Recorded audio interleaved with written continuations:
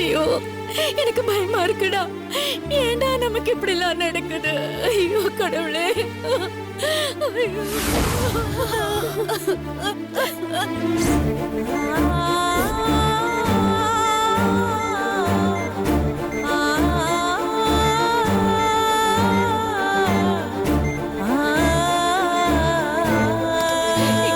ஏம்மா, நர்சம்மா, என் மருமகளுக்கு எப்படிம்மா இருக்கு? இப்ப எதுவும் சொல்ல முடியாதுமா. ஐயோ ஐயோ எதுவும் சொல்லாம போறாங்க. கொஞ்சம் அமைதியா இருமா.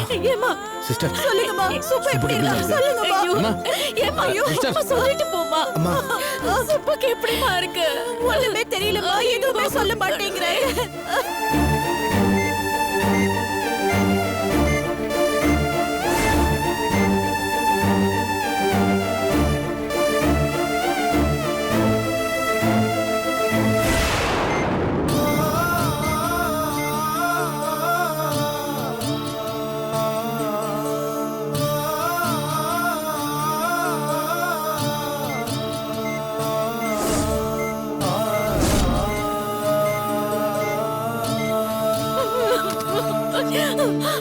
அம்மா எப்படிமா இருக்கு? அம்மா சொல்லுமா. கொஞ்சம் இருங்க, ஆபரேஷன் நடந்துட்டு இருக்கு. கொஞ்சம் இருங்க, கொஞ்சம் வெயிட் பண்ணுங்க. என்னம்மா அப்படி எதுவுமே சொல்லிட்டு போயிட்டு இருக்கீங்க? சொல்லுங்க. என்னோட என்னாச்சு?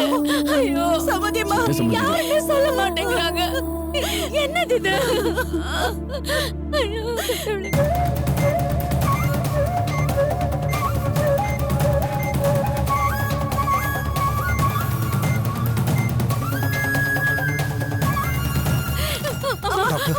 கொஞ்சம் இருங்கம்மா, கொஞ்சம் வெயிட் பண்ணுங்க. காயத்ரிக்கு இப்ப எப்படி இருக்கு? அம்மா, இப்ப எதுவும் சொல்ல முடியாதும்மா. இப்படி டிஸ்டர்ப் பண்ணா பேஷண்ட் எப்படி நான் பாக்குறது?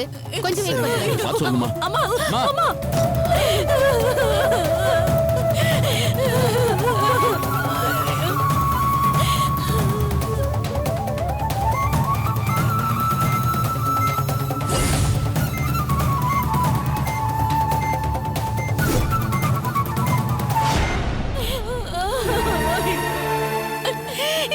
என்னங்க இப்படி ஆயிடுச்சு?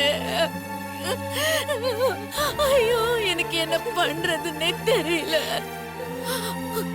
ஐயோ அந்த குலதெய்வம் கோயில் பூசாரி சொன்னது உண்மை ஆயிடுமாங்க?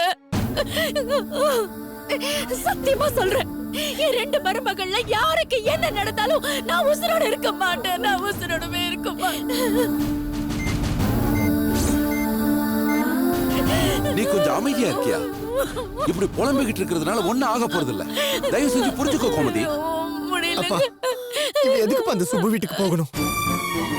நான் அவகிட்ட எவ்வளவு தடவை சொன்னேன் தெரியுமா? ஆனா அவ என் பேச்சு ஒரு வாட்டி கூட கேட்கல தெரியுமா? ஆமாண்டா, இப்ப என்கொயரி கமிஷன் வை. அவ ஏன் போனா, எதுக்கு போனா, எப்ப போனான்னு போடா. ரெண்டு பேரும் இப்ப நல்லபடியா பொழைச்சு வரணும். அத நினைச்சு கவலைப்பட பாரு. ஏன் எனக்கு மட்டும் அந்த கவலை இல்லைன்னு நினைச்சிட்டு இருக்கியா? காயத்ரிக்கு மட்டும் ஏதாவது ஒண்ணு ஆச்சுன்னா என்னால அதை தாங்கிக்கவே முடியாது வனிதா. பாருங்க சூர்யா எப்படி பேசுறாருன்னு பாருங்க. இப்ப கூட அவரு காயத்ரி பத்தி மட்டும் தான் கவலைப்படுறாரு.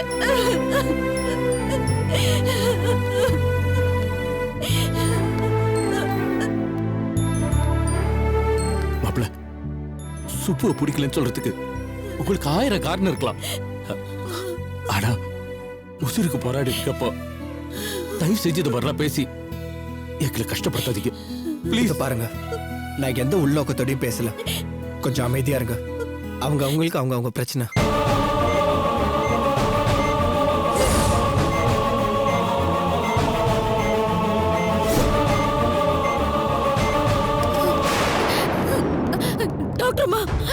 டாக்டர்மா, என் மருமக பொண்ணு நல்லா இருக்காளா? அவ வயித்துல வளர குழந்தை நல்லா இருக்கா? உங்களை நான் தெய்வமா கும்பிடுறமா, நல்ல வார்த்தையா சொல்லுங்க. என்னாச்சு? உசுருக்கு எந்த ஆபத்தும் இல்லம்மா. நாங்க அவங்கள காப்பாத்திட்டோம். கடவுளே.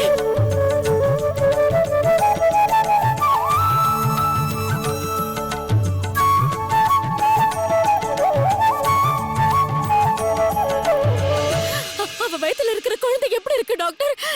ஒண்ணு இல்ல, நல்லா இருக்குல்ல? இப்ப எதுவும் சொல்ல முடியாது. இப்ப சொல்ல முடியாதுன்னா என்னங்க அர்த்தம்? குழந்தைய பத்தி சொல்லணும்னா இன்னும் 2 hours ஆகும் சார். ஐயோ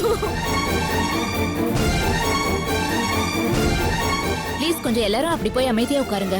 கண்ணு முழிக்கிறதுக்கு இன்னும் கொஞ்சம் டைம் இருக்கு. ப்ளீஸ் டிஸ்டர்ப் பண்ணாதீங்க. ஐயோ டாக்டர்மா, டாக்டர் என்னம்மா இது? டாக்டர் இப்படி சொல்லிட்டு போறாங்க. இவங்க சொல்றதை எப்படி எடுத்துக்கிறதுன்னு ஒண்ணும் புரியலையம்மா. இதெல்லாம் நமக்கு தேவையாம்மா? பாம்புக்கு பால் வாக்காதீங்கன்னு சொன்னா இந்த வீட்ல வேற யார் கேக்குறா? ஏய் நிறுத்து. இப்ப யார பத்தி சொல்லிட்டு இருக்க? வேற யாரு? உங்களதான். நமக்கு எதுக்குங்க இந்த வேண்டாத வேலை? என்னைக்கு அந்த கவிதை நம்ம வீட்டுக்கு வந்தாலும் அன்னைக்கு பிடிச்சது. இப்ப வரைக்கும் ஓயல. அவளுக்காக நாம 1008 தலைவலியை ஏங்க ஏத்துக்கணும்? அவ அண்ணன் பண்ண கூத்துல இப்படி ஒரு அவஸ்தையில நாம மாட்டிக்கிட்டோமே. இத நான் எங்க போய் சொல்லுவேன்? எதுக்கு நமக்கு இந்த வேண்டாத உறவு?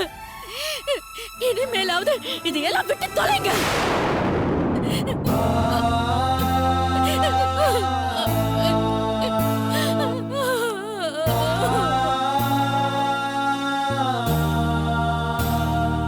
அம்மா இப்ப எதுக்குமா அதை பத்தி எல்லாம் பேசிட்டு இருக்கா? அதான் டாக்டர் காயத்ரிக்கு எதுவும் இல்லைன்னு சொல்லிட்டாங்கல்ல, அதுவே நம்மளுக்கு ஒரு நிம்மதியான நியூஸ். இல்லடா, சத்தியமா இல்ல. அவ வயித்துல வளர குழந்தை நல்லா இருக்குங்கிற செய்தி என் காதுல விழுந்தாதான் எனக்கு நிம்மதி. அது வரைக்கும் எனக்கு நிம்மதியே இல்ல, நிம்மதியே இல்ல. வேற வழி இல்லம்மா, கொஞ்சம் பொறுமையா தான் இருந்தாகணும். காயத்ரிக்கு ஒண்ணு இல்லைன்னு சொன்ன மாதிரி சுபுவுக்கும் குழந்தைக்கும் ஒண்ணும் இல்ல. எல்லாரும் நல்லா தான் இருக்காங்கன்னு சொல்லுவாங்க. சொல்லுவாங்கல்லடி, நிச்சயமா சொல்லுவாங்களா? சூர்யா, ஐயோ கடவுளே. சொல்லுங்கப்பா. ஏன் சூர்யா, நீயும் என்ன தப்பா நினைக்கிறியா? நான் செஞ்சதுதான் தப்பா? என்னாலதான் இன்னைக்கு இப்படி ஆயிருக்குன்னு நினைக்கிறியா? ஐயோ அப்பா, அப்படியெல்லாம் நான் ஒண்ணும் நினைக்கல. உங்களாலதான் இப்படி ஆயிருக்குன்னு நான் சொல்லல. பாவம் அந்த கவிதா, அவளுக்கு வேற யாருமே இல்ல. அதனாலதான் நீங்களே அவளை நம்ம வீட்டுக்கு கூட்டிட்டு வந்தீங்க. நம்ம வீட்டுக்கு கூட்டிட்டு வந்த அப்புறமாவும் ஒழுங்காதான்ப்பா இருந்தா. அவ நம்மளுக்கு எந்த கெடுதலும் எதுவுமே பண்ணலப்பா. பாவம் அவ தலையெழுத்து. அவ உசுர் அவளை விட்டு சீக்கிரமாவே போயிடுச்சு. இப்போ அவங்க அண்ணன் ஜெயில இந்த மாதிரி ஒரு காரியத்தை பண்ண போய் இப்ப இவங்க 2 பேரும் கத்தி குத்துப்பட்டு இருக்காங்க. இது நம்மளோட விதியா இல்ல எப்படி டிஸ்கிரைப் பண்றதுன்னு எனக்கு தெரியலப்பா. இது போதும்டா, இது போதும் சூர்யா. உங்க அம்மாவோ மத்தவங்களோ யார் என்ன நினைச்சாலும் சரி, நீ என்ன தப்பா நினைக்கல பாரு. எனக்கு இது போதும்டா. அப்பா தேங்க்ஸ்டா. என்னப்பா இந்த மாதிரிலாம் பேசிக்கிட்டு? நீங்க கவலைப்படாதீங்கப்பா. அம்மா, அம்மா, சுப்பு எப்படிமா இருக்கா? சுபு இருக்கு, எந்த ஆபத்தும் இல்ல, நல்லபடியா படிச்சிருக்காங்க. கடவுளே, ரொம்ப சந்தோஷம்டி. அம்மா, குழந்தை எப்படிமா இருக்கு? குழந்தைய பத்தி இப்ப எதுவும் சொல்ல முடியாது, ரொம்ப கிரிட்டிக்கலா தான் இருக்கு.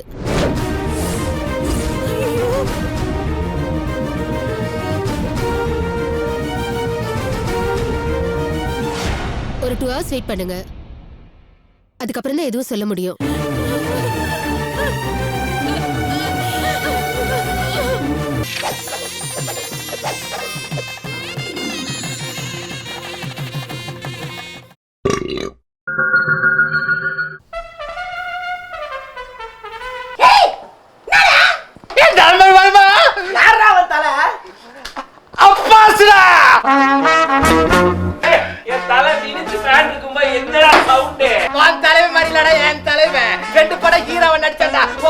சீரியலுக்கு வந்தா 2 வாரத்துல தூக்குறாங்க. கக்கூஸ் வலம்புறத்துல அடிச்சு கம்பியா பண்ணிட்டவன்டா என் தலைவன். தெரியுமா உனக்கு?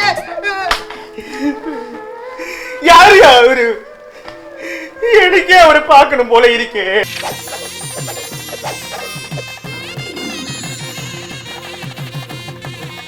கொலகார பாவி, மகா பாவிடா நீ.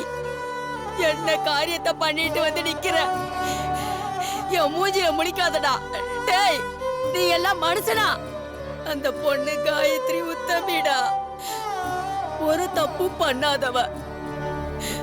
உன் தங்கச்சிய வாழ வைக்கணும்னு ஆசைப்பட்டவடா. அவளை போய் கூத்திட்டு வந்து நிக்கிறியே, நீ என் பேரனாடா நீ? இதுக்காக வாடா உனக்கு சோத்த போட்டு கஷ்டப்பட்டு காப்பாத்துன. ஐயோ கடவுளே, இப்படி ஒரு காரியத்தை பண்ணிட்டு வந்து நிக்கிறானே. ஐயோ பாட்டி, நான் சொல்றத ஒரு நிமிஷம் கேக்குறீங்களா? என்ன பேச விடுறீங்களா? நான் என்ன சொல்ல? வாய மூடுறா. என்னடா பேச போற? நீ எதுக்குடா பேசணும்? இப்படி ஒரு காரியத்தை பண்ணிட்டு வந்து நிக்கிறியே, நான் செத்தாலும் உன்னை மன்னிக்க மாட்டேன்டா. என் கண்ணு முன்னாடியே நிக்காத. போடா போடா, ஆத்துலயும் குளத்தையும் விழுந்து சாவுடா. போடா போடா போடா, போய் தொலைடா. காயத்ரி எந்த தப்பும் பண்ணலன்னு எனக்கு தெரிஞ்சு போச்சு பாட்டி. அட நாசமா போறவனே, ஒரு தப்பு பண்ணாதவனு தெரிஞ்சுமாடா நீ இந்த மாதிரி பண்ணிட்ட. இல்ல பாட்டி, தயவு செஞ்சு நான் சொல்றத புரிஞ்சுக்குங்க. காயத்ரியை கொலை பண்ணணுங்கிற நோக்கத்தோட நாங்க போகல. என்னோட நோக்கம் அந்த சுப்புவை தீர்த்து கட்டுறதுதான். நடந்த அத்தனை தப்புக்கும் அந்த சுப்பு தான் காரணம்னு வெட்ட வெளிச்சமானதுக்கு அப்புறம் அவளை உசுரோட விட்டு வைக்க கூடாதுன்னு நினைச்சுதான் நான் சுப்பு வீட்டுக்கே போனேன். காயத்ரி அங்க வருவான்னு நான் எதிர்பார்க்கல பாட்டி. சுப்புவை குத்த போன கத்தி காயத்ரி வயித்துல பாயும்னு நான் எதிர்பார்க்கவே இல்லை பாட்டி. தெரியாம நடந்து போன தப்பு. இதுதான் உண்மை, இதுதான் சத்தியம். தயவு செஞ்சு நான் சொல்றது கொஞ்சம் புரிஞ்சுக்கங்க. காயத்ரியை கத்தியால குத்திட்டு போலீஸ் கிட்ட இருந்து எஸ்கேப் ஆயிட்டு இங்க வந்து பாட்டிக்கிட்டு வியாக்கியானம் பேசிட்டு இருக்கியா?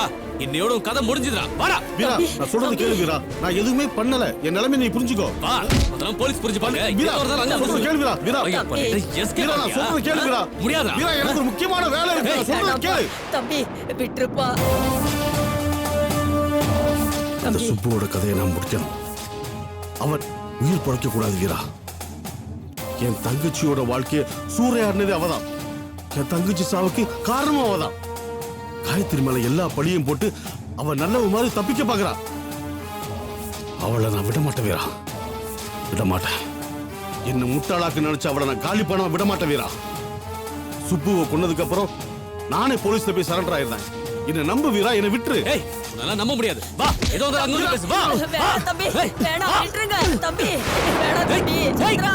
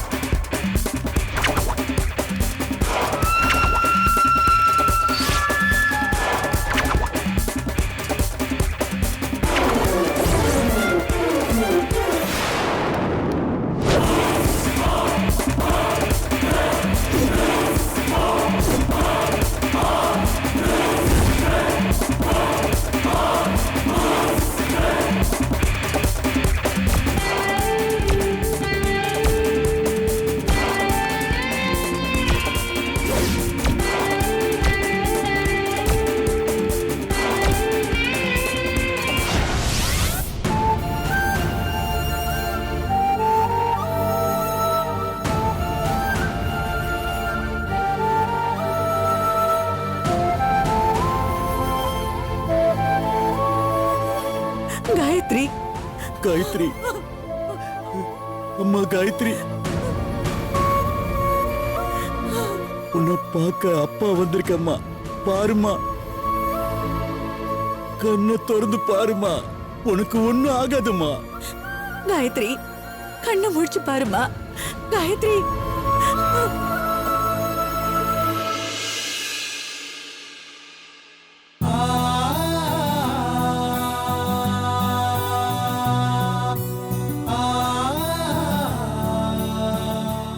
காயத்ரி, அம்மா காயத்ரி, காயத்ரி, அம்மா காயத்ரி, காயத்ரி, அம்மா காயத்ரி.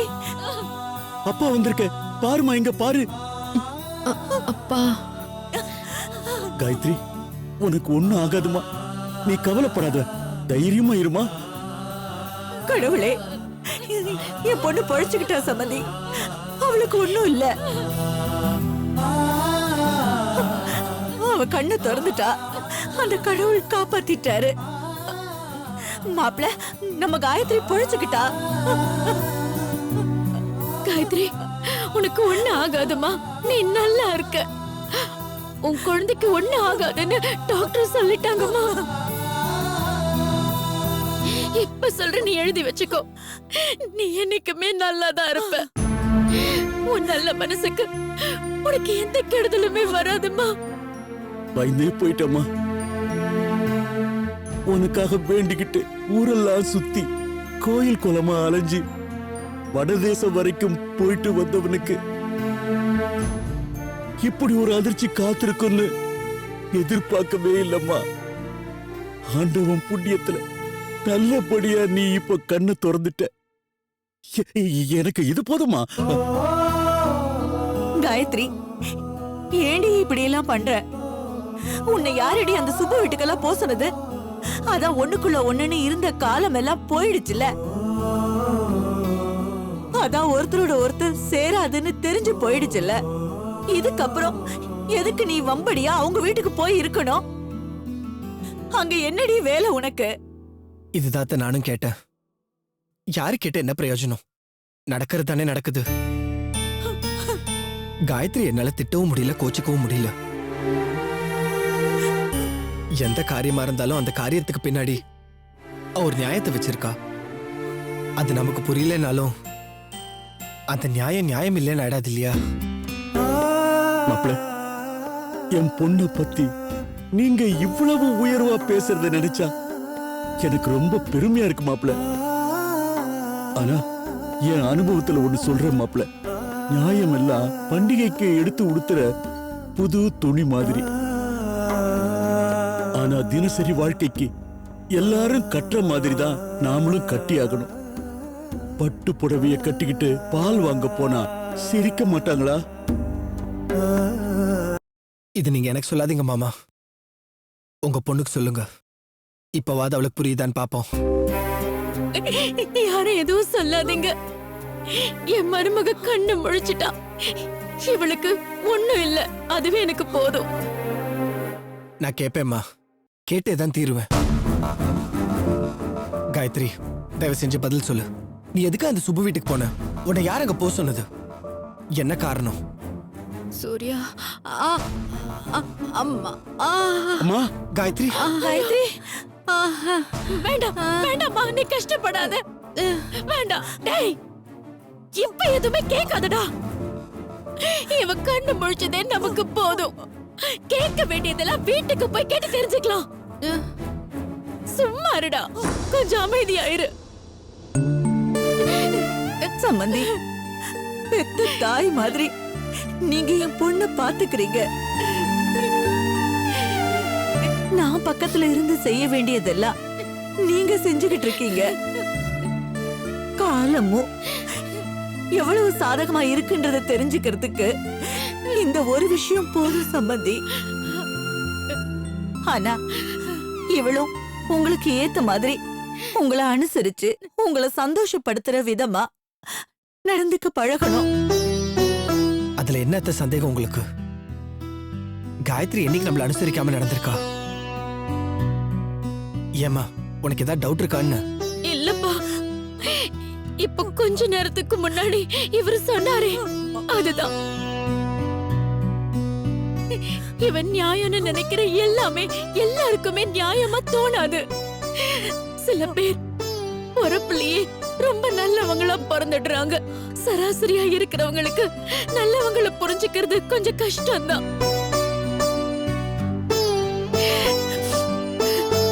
எனக்கு எத்தனை காலமாச்சு என் மருமகளை புரிஞ்சுக்கிறதுக்கு. தப்பு இல்ல சம்பந்தியம்மா. இனிப்பும் கசப்பும் சேர்ந்ததுதான் வாழ்க்கை. காட்ட வேண்டிய கசப்பெல்லாம் மொத்தமா நீங்க காட்டி முடிச்சிட்டீங்கன்னு நினைச்சுக்கீங்க. என் பொண்ணு வாழ்க்கையில இனிமே சந்தோஷத்தை தவிர வேற எதுவும் இருக்க முடியாதுன்னு நான் மனசார நம்புறேம்மா. காசிக்கு போயிருந்த, அங்கிருந்து ஹரித்வாருக்கு போயிட்டு வா, ரிஷிகேஷம் போயிட்டு வான்னு சில பேர் சொன்னாங்கன்னு நான் கிளம்பி போனேன். இமயமலை அடிவாரத்துல சன்னியாசி மாதிரி ஒருத்தரை சந்திச்ச. அவர்கிட்ட என் பொண்ண பத்தி எல்லாத்தையும் சொன்ன. இவ பட்ட கஷ்டம், இவளுக்கு நான் கொடுத்த கஷ்டம், மத்தவங்களால இவ அனுபவிச்ச வேதனை எல்லாத்தையும் எடுத்து சொன்னேம்மா. ஏன் என் பொண்ணுக்கு மட்டும் ஒண்ணு மாத்தி ஒண்ணு கஷ்டத்தை மட்டுமே பட்டுக்கிட்டு இருக்கான்னு கண்ணீரோட அவர் கைய புடிச்சுக்கிட்டு கேட்டேன். அவரு என்ன சொன்னார்னு தெரியுமா? உளி பட்டுக்கிட்டு இருக்கிற கல்லுதான் சிற்பமாகுமா. அது சன்னதிக்கு போய் உட்காரும், பீடத்து மேல ஏறி நிக்கும், கோபுரத்து மேல தன்னோட இடத்தை ஸ்தாபிச்சுக்கும். புலிப்பட்டு வலிக்குதேன்னு கல்லு நினைச்சா இந்த பெருமை அதுக்கு கிடைக்காதுமா. உளியே பார்க்காத கல்லு இந்த பெருமைக்கெல்லாம் ஆசைப்பட முடியாது. என் பொண்ணு உளிப்பட்ட கல்லு, உளி பட்டுக்கிட்டு இருக்கிற கல்லுமா. அது அப்படிதான். கல்லுக்கு உளியோட அடி வலிக்காதுமா. ஏன்னா சிலையாக போற கல்லுக்கு உளி படுறப்போ சுகமாதான் இருக்குன்னு சொன்னாருமா. அப்பா அப்படிலாம் எதுவும் இல்லப்பா. மனசாட்சிக்கு விரோதம் இல்லாம நடந்துக்கணும்னு நினைக்கிறேன். நான் செய்யற எல்லா காரியத்துக்கும் அதுதான் அடிப்படை. போதுமா, இதுக்கு மேல நீ எதுவுமே பேச வேண்டாம். கொஞ்சம் அமைதியா ரெஸ்ட் எடுமா. காயத்ரி, தூங்குமா. உனக்கு ஒண்ணும் ஆகாது, தைரியமா இருமா. லக்ஷ்மி வா. வரேன்.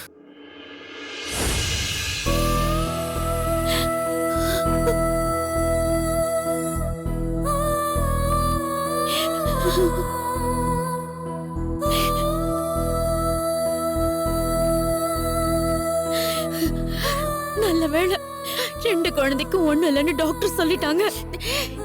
எங்க அந்த ஜோசியர் சொன்ன மாதிரி ஆபத்து வந்துடுமோன்னு நான் ரொம்ப பயந்துட்டேம்மா.